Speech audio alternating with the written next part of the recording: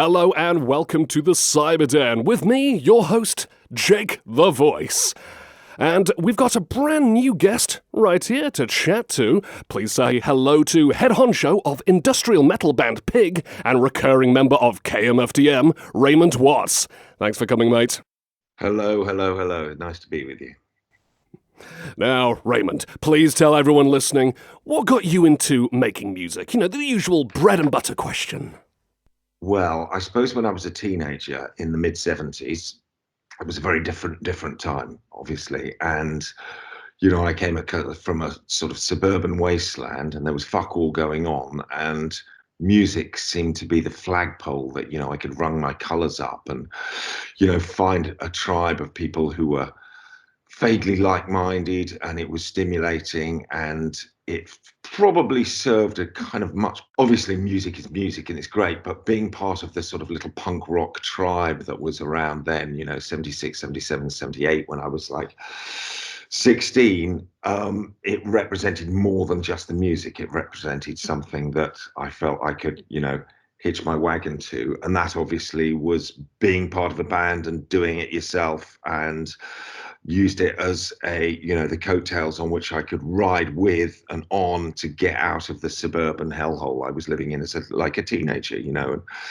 and that's from there it just continued, and it's still there, you know, and I'm still doing the thing in the same DIY kind of punk ethos, I suppose. Yeah, that's what it was about for me. So what would you say are the kind of bands or artists that you would consider to be an inspiration? Well, of course, going back to that time, you know, 77, 78, it was the Sex Pistols, Buzzcocks, Magazine, The Clash, you know, they informed me and entertained me. And that led on to all the other bands that I was inspired by, whether it was the Psychedelic Furs or Joy Division or whatever. And that, you know, it fans out. It's a kind of an onion peel in reverse that you peel and it gets bigger.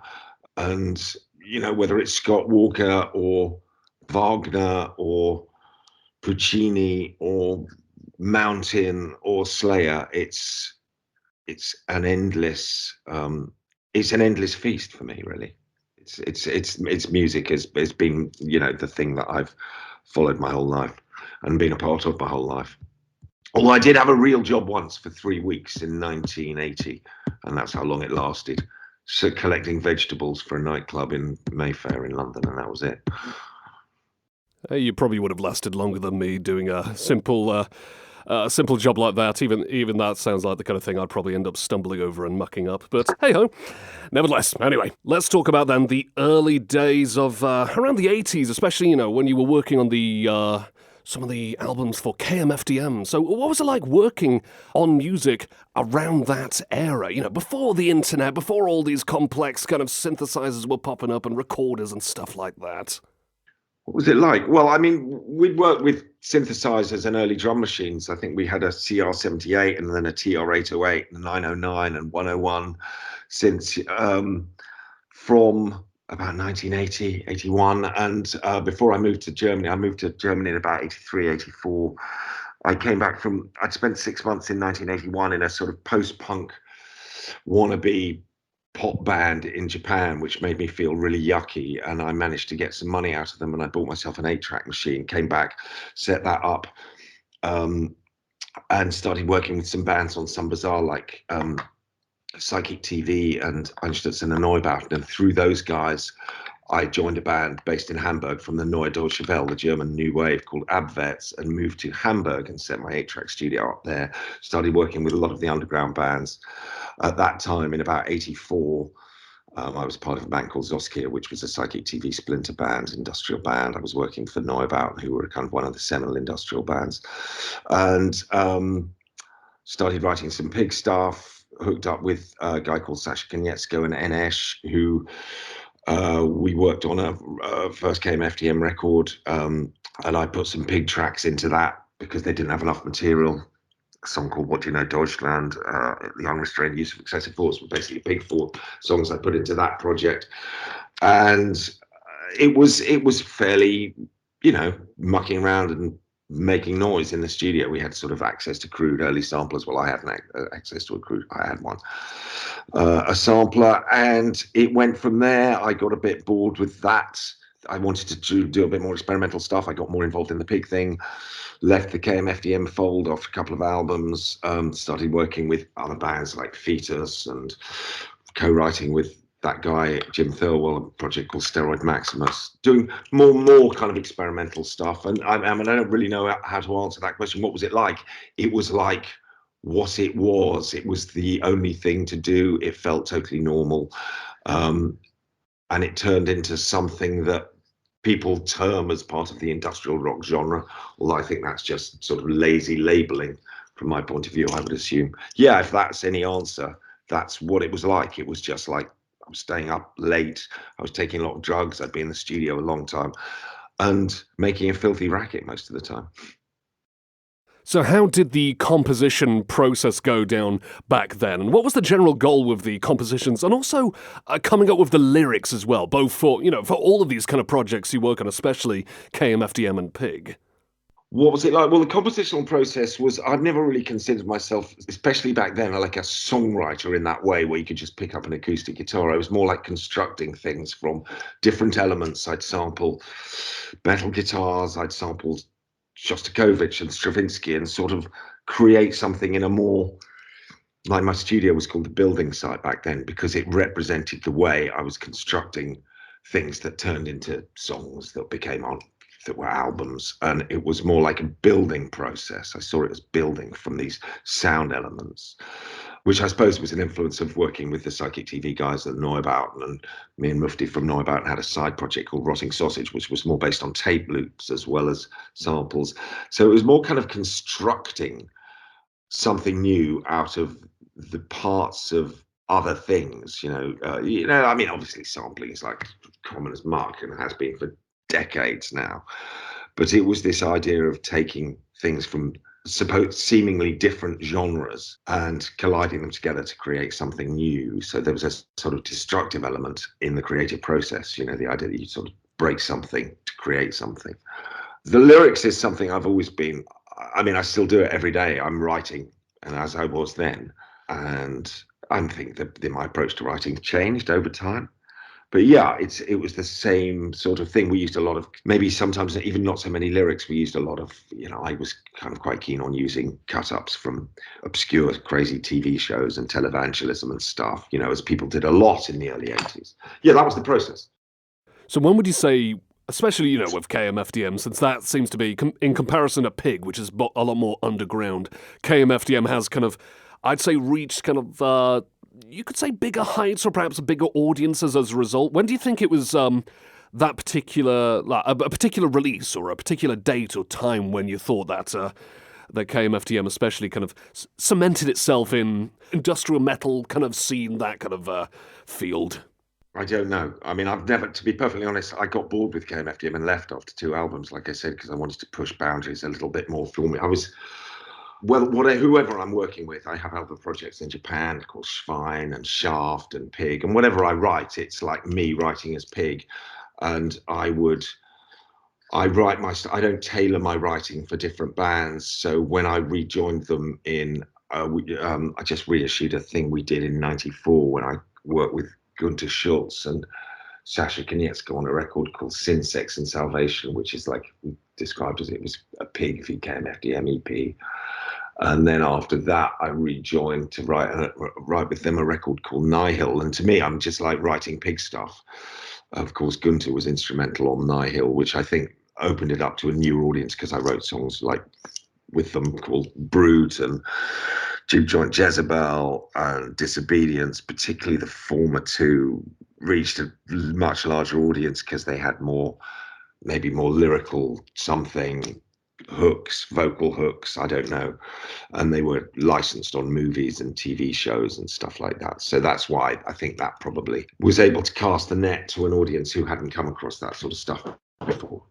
In comparison, of course, to PIG, where I noticed that a lot of these kind of albums and EPs and singles, a lot of them were very Japan-focused and Japan-centric and would, like, you know, eventually down the line, like a handful of years later or maybe decades later would appear in the West. Why was that? Why so many kind of releases in the Land of the Rising Sun?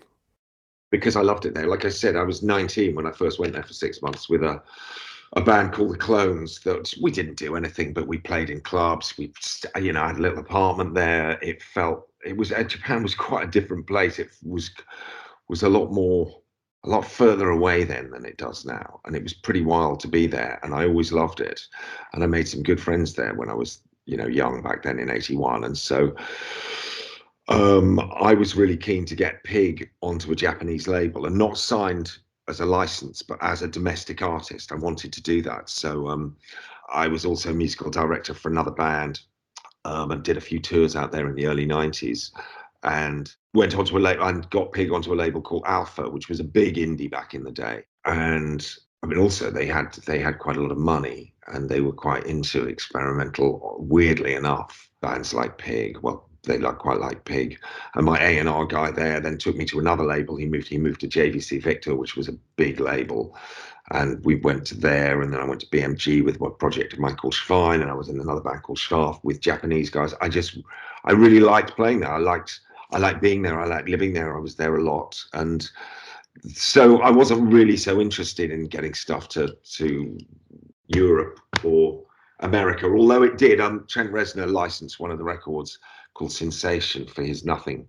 I went on tour with Nails in about '94 when they first came actually to England, and he put one of those records on Nothing, and then I went on to Wax Tracks again with an album called Rex. So it did start coming out in the States in the second half of the 90s.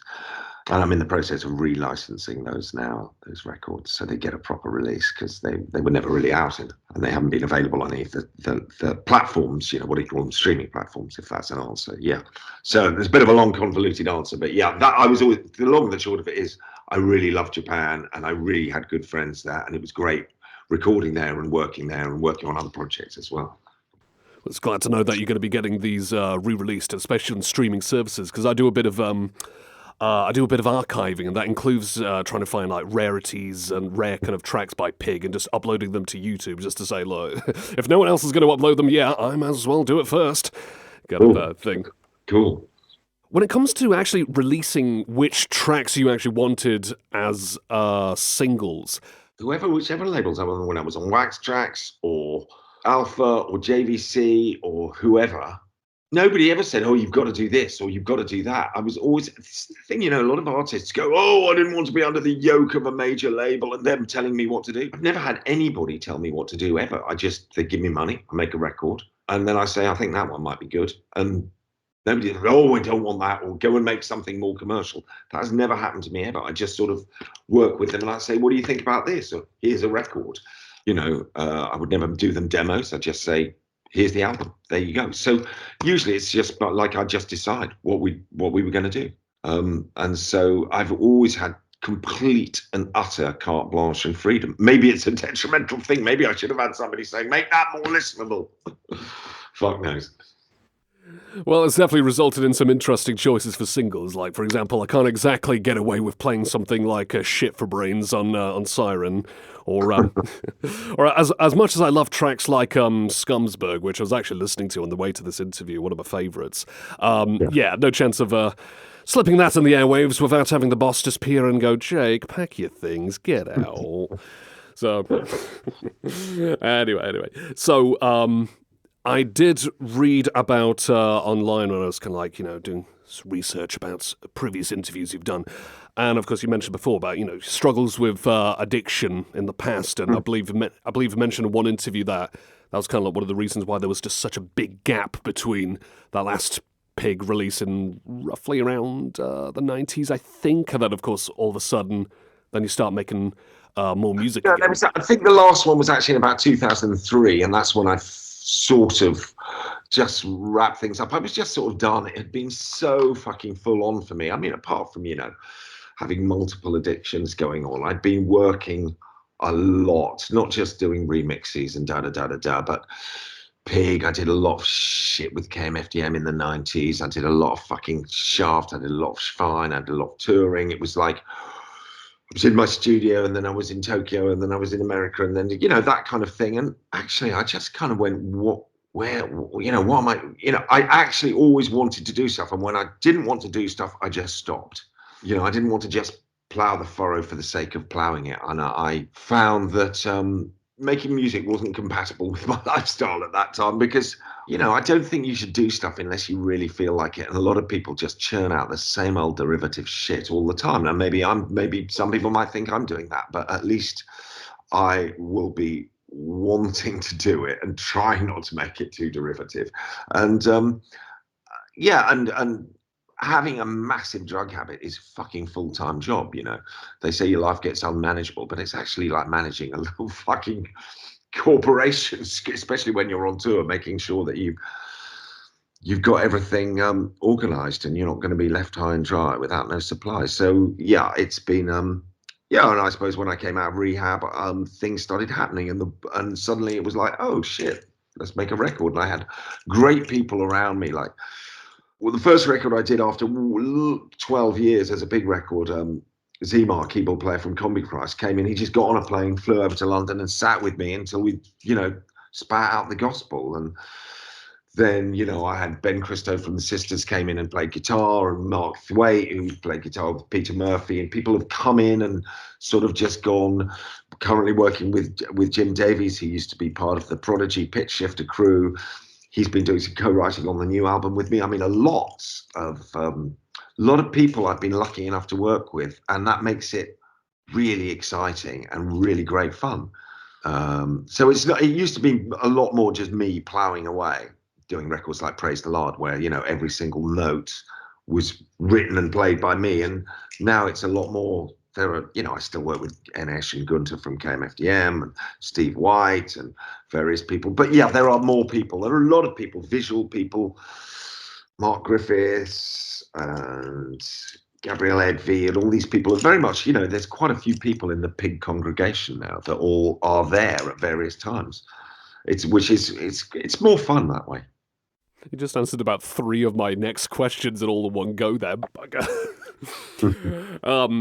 Yeah, I was actually going to say about it, with all these, especially with all these additional collaborators, you've mentioned about, in the past, you had J.G. Thirlwell and Esh, and recently you've had, Jim Davies or The Prodigy, you've done things like, fashion shows for Alexander McQueen, etc., etc. So how exactly would you say nowadays, especially when you throw into the bucket alongside the improvement in technology, how has just generally, the songwriting, the writing the music, the sampling, pretty much this, that, and everything, how's that all kind of changed over time? Has it become easier, become more fun, or? Getting into a recording studio in the 70s when I was starting out was like, entering the fucking halls of Valhalla. It was pretty fucking special to get into a studio. And just the 2-inch tape was expensive. Everything was difficult.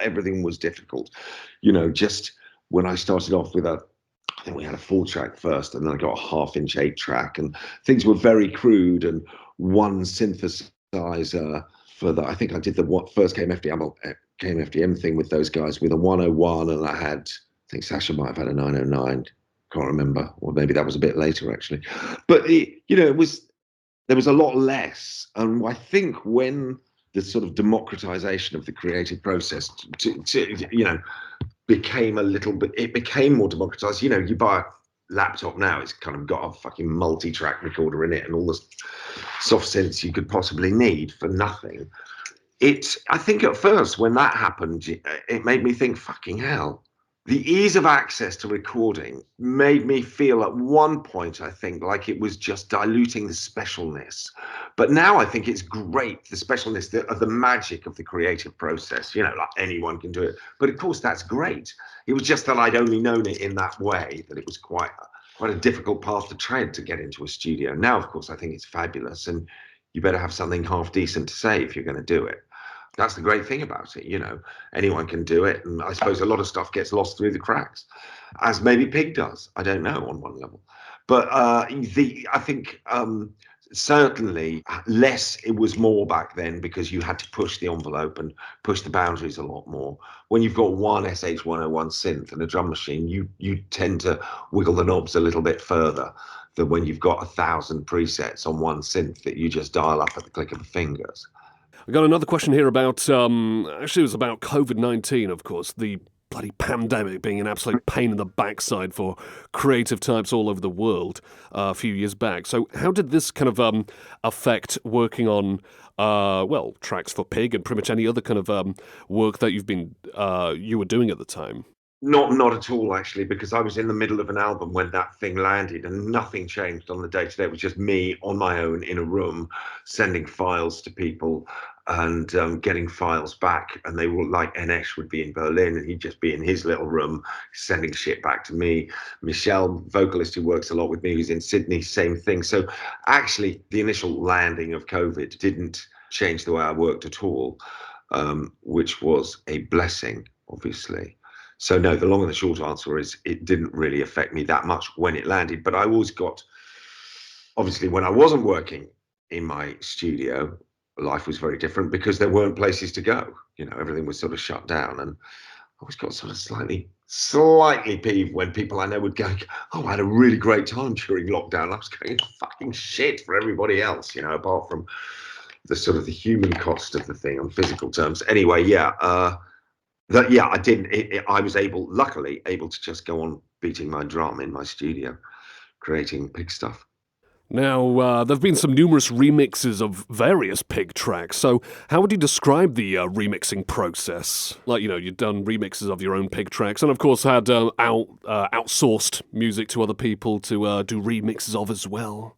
Well, I mean, there've been quite a few since I started kick things off again in 2016 with the gospel. There've been lots of remixes, lots of remix albums that we've released.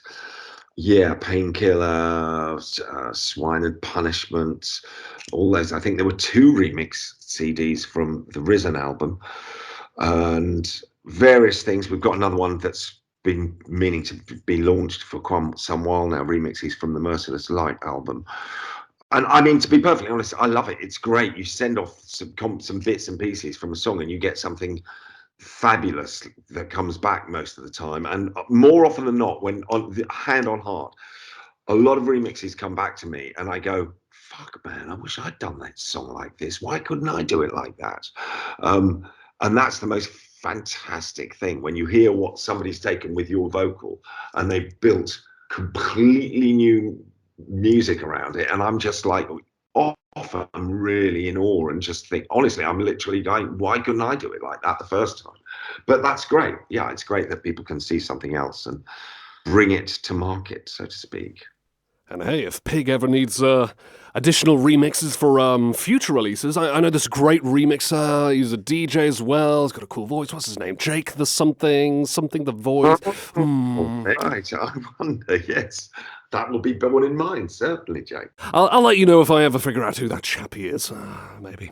Anyway, so, but of course, not only the remixes, but there've also been a fair share of covers that you've done as well. You know, covers for Ministry, Nine Inch Nails, Britney Spears, Lee Marvin, so many more. So, is there a particular angle that you take on these covers with, or with an objective in mind, or do you just kind of dive into it, do whatever the hell feels right? Well, did you say Britney Spears? I don't think I've ever done a Britney Spears cover, but I've done the other ones. Yeah, and then we did a covers album with Martin Eden, which was a kind of orchestral thing. A lot of orchestral stuff called Candy, which was through my fabulous little label here in London called Armalite, and they made a beautiful vinyl edition of that as well as a CD. And Martin then remixed the whole thing in this thing called Dolby Atmos. You know, it's like surround thing. And yeah, I mean, I really like doing covers. It's great. I love it. It's like another way. It's a kind of, you know, it's not a million miles away from doing a remix. You take the thing and then you just find a new approach to it, a new meaning in the lyrics and what you can do with them. And I really like doing covers. The ones I did back in the 90s for, like, you know, these sort of Ministry Nin covers were basically Cleopatra would call me up and say, we're doing covers of this band, will you do one? And so, yeah, I mean, they were paying me, so I do it. I think the Candy covers album I've done is a little bit different for that. They're genuinely songs that I have genuinely loved. You know, Scott Walker covers and, you know, Olivia Newton-John and John Travolta covers, those sort of things, songs from Greece, all sorts of different places. And yeah, it's been great. And Martin, of course, is brilliant to work with because he's like the king of orchestral arrangements, and he does a lot of sort of very successful pop artists, and so he's really handy on all that kind of stuff. And he's great to work with on that front. Yeah. Also, quick correction, yeah, it wasn't Britney Spears, it was bloody Kylie Minogue. I keep getting that bloody Can't Get You Out of My Head song. I keep getting those mixed up because everything, like, back in the early 2000s sounded like bloody everything, you know, it was the same crap by the same people. Can't get you out of your head, man. That's the terrible thing. It's painfully ironic. But then again, you know, I listened to your Twist and I thought, this is like a palate cleanser. I needed that. Thank God. So anyway, moving on to, of course, live staples, live albums, live performances, all that kind of stuff. How have you tried to mix things up and make the live versions of, again, PIG, KMFDM, all those other kind of projects you worked on? How have you kind of like tried to make them stand out and differ compared to the album versions? What was it like, you know, getting up on stage and trying to hopefully mix things up a bit? Well, I think, you know, even if you try and stay fairly, you know, pretty true to how you've done it, you know, in the studio, inevitably, you know, with a live performance and doing it night after night after night, you find different intonations and a different way of presenting the thing. And often, for example, if I'm on tour and Steve White would be playing guitar, or Gunter Schultz, or whoever was playing guitar in the band, they would have slightly different intonations and find something different in the same riffs, if you know what I mean, or slightly alter them. So, you know, it's always a challenge taking it. And the biggest challenge is when you've got quite a few albums under your belt is what songs to play in a set. That's the thing with which, you know, I'm looking at maybe going out later this year to the States, and I'm thinking, what the fuck are we going to play this time? But there's obviously a new album to land, and we'll be focusing on that quite a lot, I would think. Makes me think back about it was the KMFDM / PIG kind of crossover album that was released, I think it was around 2002, the Sturm und Drang tour. And I didn't realize initially that like a chunk of the tracks right in between the middle of the track list were actually PIG originals. I didn't realize that until I did a bit of research. So I just was like, you know, bombing along, go, man, I absolutely love singing along to Find It, Fuck It, Forget It. I think those kind of songs that were on that, I mean, we've always played Find It, Fuck It, Forget It just because it's a real blast to play live. And it's short and it's kind of slogany and it's kind of fun. And yeah, that's a kind of fairly staple one that we always play live. But the rest of the set, I mean, it sort of changes around a lot because there isn't, I mean, we haven't toured for a while, yeah, actually, for a few years now since pre-COVID. But it was always like, what the fuck are you going to play now? There were US tours in 2016, 17, 18, 19. Then we had 2 tours cancelled because of COVID. In 20, the last tour I did was a little one here with 3 Teeth in the UK, and then we were going to go out in the States together, which would have been fun because it was a kind of good bill, Pig and 3 Teeth, and then there was going to be another headline one in the US, but that got blasted by COVID, which was a fucker actually. Yeah, but it's something that I hope will rectify later this year. How much time do you actually spend thinking up like pig-related puns for the albums and songs and stuff like that? Not a lot. I mean, literally not a lot. There aren't that many pig-related puns. I think people think it's a kind of an obsession with pig and Pig the animal. It's not even an obsession with the animal pig. It's just, you know, it's 3 letters. It's quite memorable. It's short. It looks good in a diamond. There is no kind of like, I'm not obsessed with pigs in any way, shape or form. It just, you know, you could say the kind of connection to Pig is that maybe, you know, some people could see them as sort of misrepresented in the sort of popular perception, and that's about it. But yeah, that's there's no massive great kind of, you know, connection to all things porcine. Although there are a few porky puns in there, but it's not a main kind of thing. It's just a little amusing aside sometimes. Yeah, exactly. And besides as well, I mean, pig is also a word of many connotations as well, both positive and negative too. Yeah. Any other plans for future releases? Of course, you mentioned about another remix album. But again, any future releases or maybe ideas you'd like to work on in the future, or perhaps anyone that you would love to collaborate with to get more content out there? One of the things that's really been quite hit really hard was I was in Tokyo in the summer and saw these two Japanese guys. I had a project called Schwein that we did. And there was two guys I was really good friends with. One of them, a guy called Atsushi Sakurai, who was like a beautiful soul, a fabulous guy. I toured with him with his main band called Buck-Tick and Pig back in the 90s. We were on the same label. We hung out a lot. We had a side project called Schwein and released an album called Schweinstein, remix album called Son of Schweinstein. We were planning on, in the summer, we were talking in Tokyo about doing another album and another tour. And then within 6 weeks, he dropped dead on stage with Buck-Tick, which was just absolutely staggering news. Really upsetting. So that is something that won't be happening in that form, although Schwein, of course, will live on, and maybe me and the guitarist Imai will do something.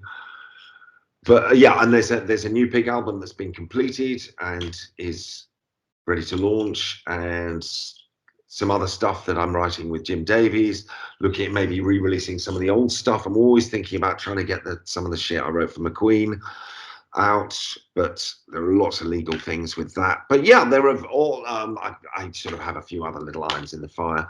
But yeah, at the moment I'm looking at the next Pig recordings and the feasibility of touring in the States.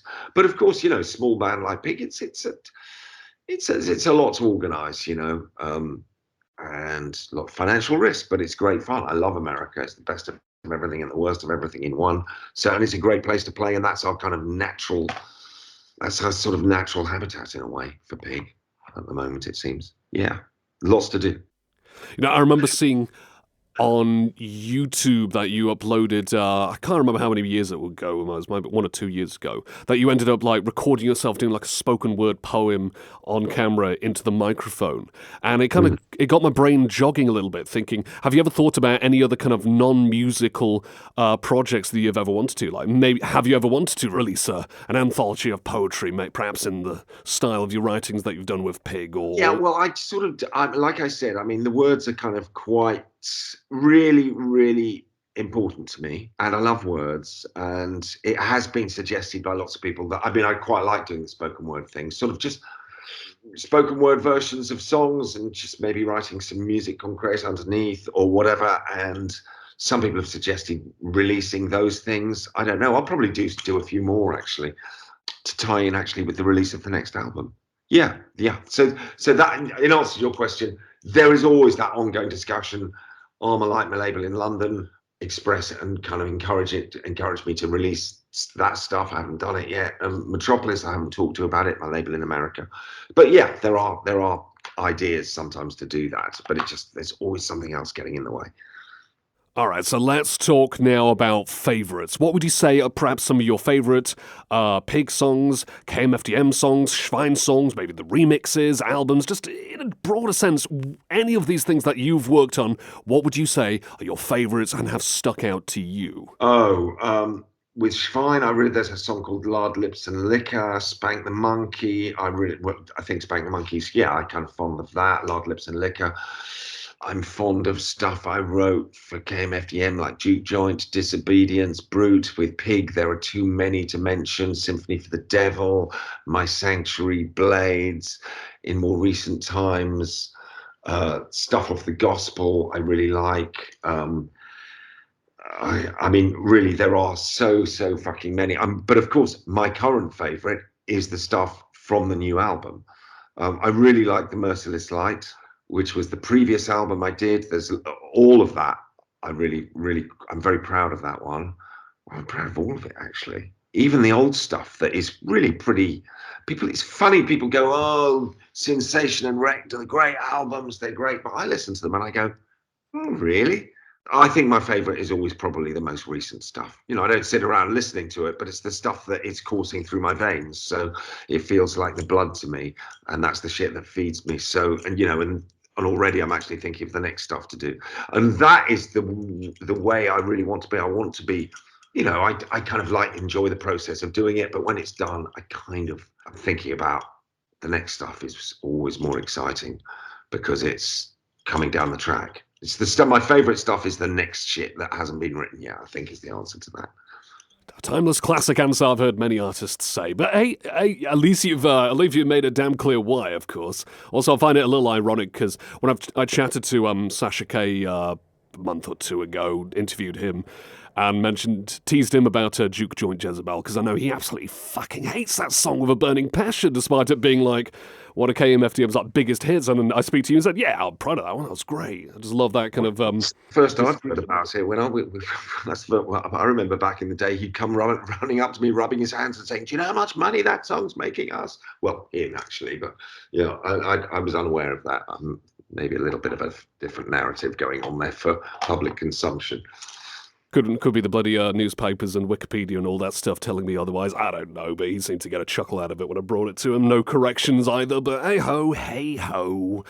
Anyway, right, so the interview's rounding off now, so I want to ask this golden question I always like to ask my wonderful guests. So outside of composing, performing, writing, remixing, everything like that, how do you personally like to relax? I tell you, my recent thing is these two dogs that are around down here. There's this one here, Wally. I love spending time with him, and that one hiding over there is Eddie, and they're great. My girlfriend, obviously, I love hanging out with her. She acts. She's in a play that runs for 6 months, starting tomorrow. So she won't be around much. But my passion is currently seeing my friends, but also, I mean, I've sort of fallen in love with opera recently, and I go to the Royal Opera House in Covent Garden a fucking lot. I went 3 times last week, actually, to see different performances of La Bohème, and Tosca starts there on Friday, and next week, well, there's a rehearsal I'm going to on Friday. So I go to the opera a fuck of a lot. I mean, a lot, actually. And it's just my favourite theatre to be in. It's my favourite space. You see brilliant sets, brilliant singers with a brilliant orchestra in a beautiful place.